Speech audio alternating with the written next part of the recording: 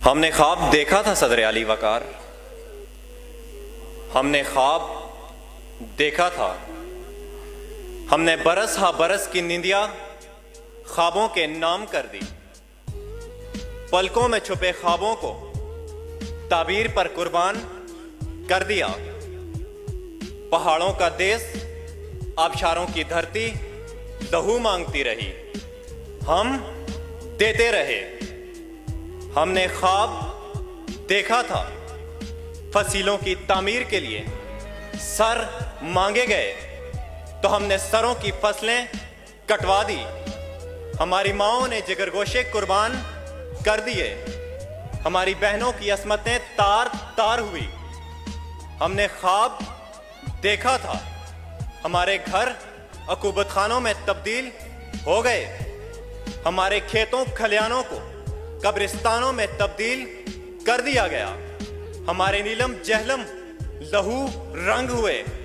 ہم نے خواب دیکھا تھا، ہمارے پیرو جوان بارود بھرے ٹینکوں کے سامنے تعبیر کی خواہش لیے سینہ تان کھڑے ہوتے رہے، پاکستان زندہ باد کہنے پر اپنی زبانیں کٹواتے گئے، کیونکہ ہم نے خواب دیکھا تھا مگر علی وقار 1,00,000 شہداء کی قربانیوں، سینہ پیٹتی ماؤں، چھلنی جگر گوشوں، لوٹی ہوئی عصمتوں اور ہزاروں معذور جوانوں کے اعضاء پر دہلی اور اسلام آباد کی تجارتی منڈیوں میں خواب دیکھنے والوں کی آنکھوں میں کانچ بھر دیے جاتے ہیں تو خوابوں کے پرستار چیخ چیخ کر پکار اٹھتے ہیں، اگر معمار مخلص تھا تو یہ تعمیر کیسی ہے، اگر وہ خواب سچا تھا تو یہ تعبیر کیسی ہے، اگر وہ خواب سچا تھا تو یہ تعبیر کیسی ہے۔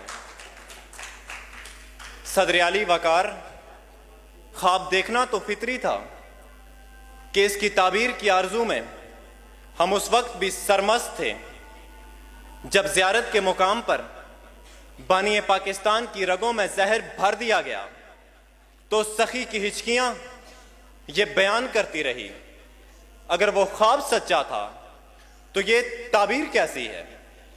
یہ خوابوں کی جستجو ہمیں اس وقت بھی مہنگی پڑی جب پہلے وزیر اعظم کے سینے میں دن دہاڑے بارود بھر دیا گیا اور مادر ملت کو اسی ملت نے چوکوں چوراہوں میں ذلیل و رسوا کیا، اور جب کسی دیوانے نے تمام اسلامی ممالک کے سربراہان کو بادشاہی مسجد کی ایک ہی صف میں لا کھڑا کیا تو اسی دیوانے کو تختہ دار پر لٹکا دیا، اور جب محسن پاکستان کو آہنی سلاخوں کے پیچھے دھکیل دیا تو در و دیوار پکار اٹھے۔ اگر یہ خواب سچا تھا تو پھر تعبیر کیسی ہے۔ علی وقار، خوابوں کا سفر ختم نہیں ہوا، ہم آگے بڑھے تو ہم نے دہشت گردی سے پاک خطے کا خواب دیکھا اور غیروں کی جنگ کو وطن عزیز پاکستان تک لے آئے۔ ہم اسے دہشت گردی سے آزاد تو کیا کرتے، ہم نے اسے خونخوار درندوں کی بھیٹ چڑھا دیا۔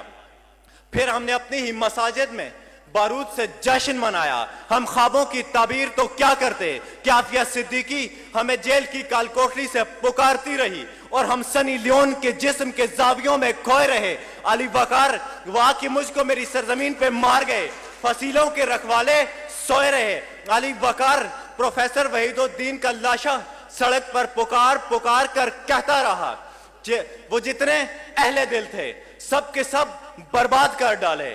ہمارے عہد کے حاکم کی یہ تدبیر کیسی ہے، اگر وہ خواب سچا تھا تو یہ تعبیر کیسی ہے، اگر وہ خواب سچا تھا تو یہ تعبیر کیسی ہے۔